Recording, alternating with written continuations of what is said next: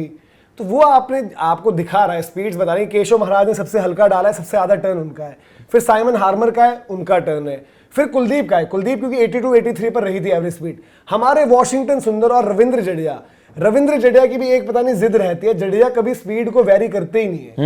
जडेजा लगातार 90 ही डालते रहेंगे, तेज ही डालेंगे, 88 प्लस और 93। केशव महाराज ने 79 डाला है स्पीड। तो ये उनको यार आप जितना स्लो रखोगे उतने रेव्स मिलेंगे। हार्मर तो आपको ग्रेम स्वॉन की याद दिला रहे हैं ना, क्या ड्रिफ्ट कर रहा है उसका बॉल, कितना खतरनाक बॉल डाल, मतलब वो लग रहा है कि भाई वो स्पिनर है, he is a finger spinner. हम लग रहा है कि यार वी आर वेटिंग कि कोई सा गड्ढे पे पड़ जाए। अब आप तो भाई इनको प्राइड करते हो ना, वो चीजें हम तो अपने स्पिनर्स को प्राइड करते हैं आज तक। देखो अगर आप ऐसी विकेटों पर खेलोगे जहां पर जो रूट भी फाइफर ले रहा है, जहां पर ये भी हो रहा है, तो आप किस बात के स्पिनर कहलाओगे? सही बात है भाई, स्पिन का भी एक आर्ट होता है, स्पिन का भी एक क्राफ्ट होता है, डिसमिसल्स बनाने पड़ते हैं। प्रॉब्लम ये हो रही है कि इंडिया की चाहे वो फास्ट बॉलिंग है चाहे फिर स्पिन बॉलिंग है, जब इनको डिसमिसल्स बनाने पड़ रहे हैं ना, तब ये कुछ कर ही नहीं पा रहे हैं। अब एक भाई हमारे कह रहे हैं कि अभी घोष कह रहे हैं कि मनोज भाई प्रियांक पांचाल का ट्वीट देखो, वो भी एक ऐसा ही बंदा है जो घूमता रहा फिर साइड हो गया। प्रियांक पांचाल का भी ट्वीट आपको बता देते हैं, बाकी भी आपके सवाल लेंगे। लेकिन क्या नंबर है, उसने इतनी बढ़िया बैटिंग करी थी। चलो वो नेपाल में खेल रहे हैं ना, हाँ वहां 100 मिस कर गए थे, लेकिन मैंने इनके नंबर्स देखे यार, 46 की एवरेज, वहां पर 29-100। वो वेटरन ही है, वो भी फर्स्ट क्लास क्रिकेट के। ऐसे बंदों को मौका दूर दूर तक नहीं मिलता। ये एज हो जाएगी यार एक बात मैं आपको तो देखो सच बोलूंगा, फिर लोगों को चुभेगी बात यह है भाई, क्योंकि केएल राहुल के भी फैंस बहुत हैं, शुभमन गिल के भी फैंस बहुत हैं, बट इन लोगों की वजह से इन सबके करियर की बलि चढ़ी है। मयंक अग्रवाल नाम लूंगा, सिंपल यार, कोई मेरे को वो नहीं है जिसको जिस दिन ये रन मारेंगे आकर गाली देने आ जाना, बट बलि चढ़ी है तो चढ़ी है। इन्हीं लोगों को, केएल राहुल और शुभमन गिल को बोला गया था इन्हें ऊपर नहीं चले ना कि ये मिडिल ऑर्डर खेला करेंगे। फिर जब किसी का ओपनर इंजर्ड हुआ बाहर, तो न कभी अभिमन्यु को मौका मिला, न प्रियांक पांचाल को मौका मिला, न मयंक को वापस मौका मिला। यही लोग वापस ओपन करते थे, यही कीपर बन जाते थे, यही मिडिल ऑर्डर बन जाते थे, यही सब कुछ कर जाते थे। कप्तान भी यही बनाए जाते थे कि ये सेफ रहे। इन बच्चों को यार, जो बच्चे बूढ़े हो गए, अब रिटायर हो गए, उनको कहां से मौका मिलता? ये आपने जो फेवरेटिज्म भी किया है ना, उसकी भी आपको जो है आज सब कुछ भुगतना पड़ रहा है। बिल्कुल। टेस्ट क्रिकेट में आप बोल रहे हो 29-100 किसी के, आज अभिमन्यु का नहीं चल रहा है बल्ला, सरफराज खान बैठा रह गया बेंच पे, बैठा रह गया वो बेंच पे भाई, अब उसका नहीं चल रहा है अभी बल्ला।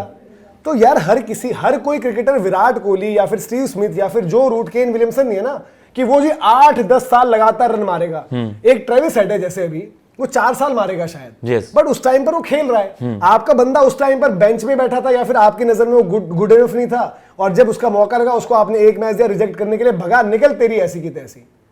और आपने कुछ प्लेयर्स को ज्यादा बैक भी किया। आज वो कोई कप्तान है, कोई उप कप्तान है, केएल राहुल वनडे में कर रहे हैं, शुभमन गिल टेस्ट में कर रहे हैं, बट क्या आप लोग बताओ, इनको बैकिंग एक्स्ट्रा नहीं मिली थी जब इनकी परफॉर्मेंस नहीं आ रही थी? पूरी बैकिंग मिली। यही तो डिफरेंस है, जिनके आपने नाम लिए हैं उन खिलाड़ी को उतनी बैकिंग नहीं मिली। में मर गए बेचारे करते करते। आपने श्रेयस अय्यर को एक सीरीज के बेसिस पर राइट ऑफ कर दिया था, फिर आपने उनको गुड इनफ नहीं समझा कि घर पे लाओ। आपने हनुमा विहारी को एक सीरीज के बेसिस पर राइट ऑफ कर दिया था। करुण नायर का तो चलो उनका ही केस है भैया, उनको 5-6 साल बाद मौका मिला, वहां पर उन्होंने मौका नहीं बना पाए, चलो वो सारी चीजें मान ली, लेकिन फेवरेटिज्म तो हुआ है ना कि शुभमन गिल का आपने वेट करा कि कब तक वो परफॉर्म कर दें। माइंड यू, शुभमन गिल के घर के परफॉर्मेंसेस और मयंक अग्रवाल के उस दौरान के घर के परफॉर्मेंसेस आप देख लो। वो बंदा 200 करता था, शुभमन 50 भी नहीं कन्वर्ट कर पाता था, पर शुभमन के टैलेंट पर कोई सवाल नहीं था किसी को। जनरेशनल टैलेंट ये वो आपने कहा कि यार इस खिलाड़ी को बैक करते हैं, लेकिन वो पैमाना सबके लिए क्यों नहीं है, वो पैरामीटर सबके लिए क्यों नहीं है? तो वो भाई आज आपको कॉज कर रहा है। और गौतम गंभीर के साथ भी यही गलती है कि वो T20 समझ रहे हैं रेड बॉल क्रिकेट को।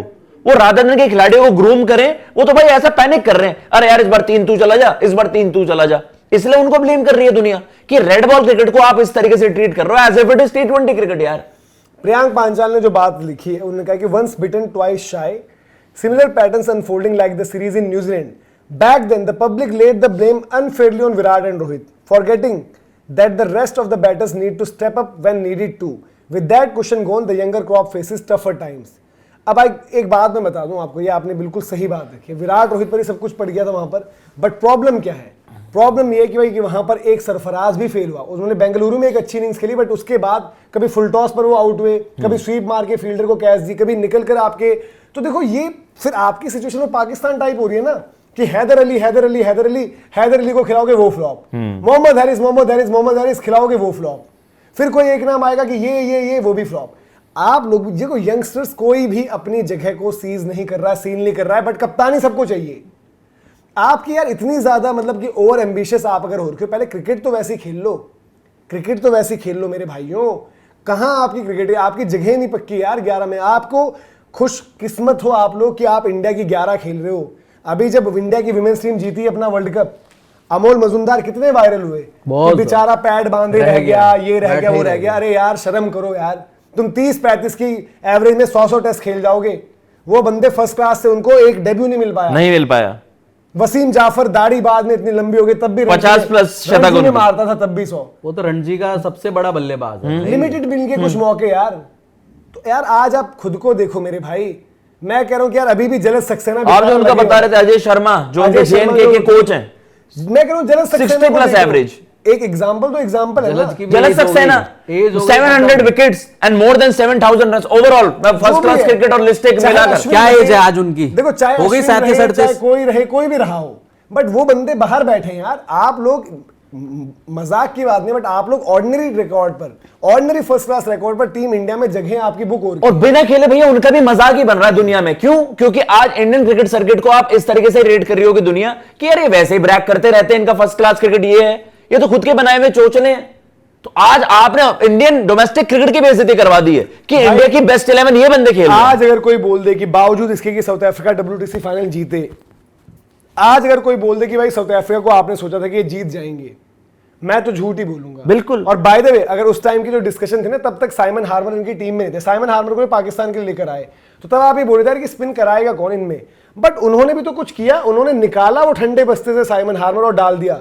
साइमन हार्मर की वापसी पाकिस्तान से हुई थी मेरे ख्याल से। यस। इवन WTC वाले में मुत्तुस्वामी जरूर थे, वो स्क्वाड में थे, वो चैंपियन वहां पर बने। और बाय द वे मैं आपको मजाक नहीं, मैं वो उनमें से था जिन्होंने बोले ये फ्री का मेडल ले गया। हाँ।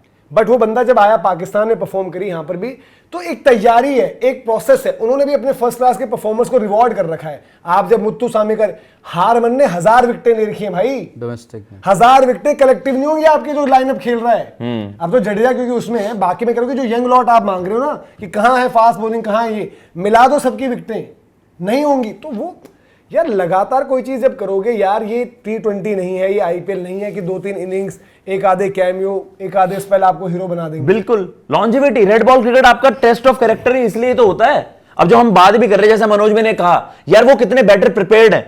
एक अफ्रीका ने आपको आउटप्ले इसलिए भी करा है कि भाई उन्होंने होमवर्क अपना करा, वो इस दौरे के लिए आए तो बेटर प्रिपेयर्ड आए हैं। इन सर्टेन गिवन कंडीशंस में कौन डोमिनेट करेगा? यार आपकी प्रैक्टिसें काले पर्दों के पीछे होती है, आपकी प्रैक्टिसों पर कौन सा रासायनिक कोई यंत्र बना रहे हो वहां यार छुप के। एक बात बताओ, अगर यार जो लोग जितना भी डिफेंड करता हो टीम को, जितना भी करता हो, मेरा सिंपल सा सवाल है, उन काले पर्दों के पीछे आपकी कौन सी प्रैक्टिस चल रही होती है? आपके प्रैक्टिस मैच के स्कोर बाहर क्यों ना हो? क्या ऐसी चीजें जो आप छिपा रहे होते हो यार दुनिया से? कोई हॉकी खेल रहे हो बंद करके आप जो है ग्राउंड में, कबड्डी खेल रहे हो अंदर यार, कोई अलग ही कोई मतलब हवन करते हो आप सीरीज से पहले प्रैक्टिस मैच बोलकर, क्या कर रहे होते हो उसके अंदर? और उसका रिजल्ट कहां है? इतने पर्दे लगाकर इतनी प्रैक्टिस कर ली आपने, फिर हंसी का बात नहीं बनोगी। रिजल्ट WTC फाइनल जाते हो प्रैक्टिस नहीं करते हो यार वहां पर, IPL के बाद मुंह उठाकर पहुंच जाते हो। बताओ। अब तो पहुंच ही नहीं रहे हो फाइनल में, मुंह उठा के अपना 2-3 दिन पहले चले गए जाते थे, हो। 2-3 दिन पहले गए 3 थे दिन का आपका ट्रेवल ही हो जाता है, सीधा गेम। मैच खत्म कर देते हो, Stupid 3 है। दिन में रिजल्ट भी आ जाता है ना। अरे यार सीरियसनेस कुछ दिखाओ। जैसे हम कह रहे हैं कि टेकन फॉर ग्रांटेड हो गया है। हाँ।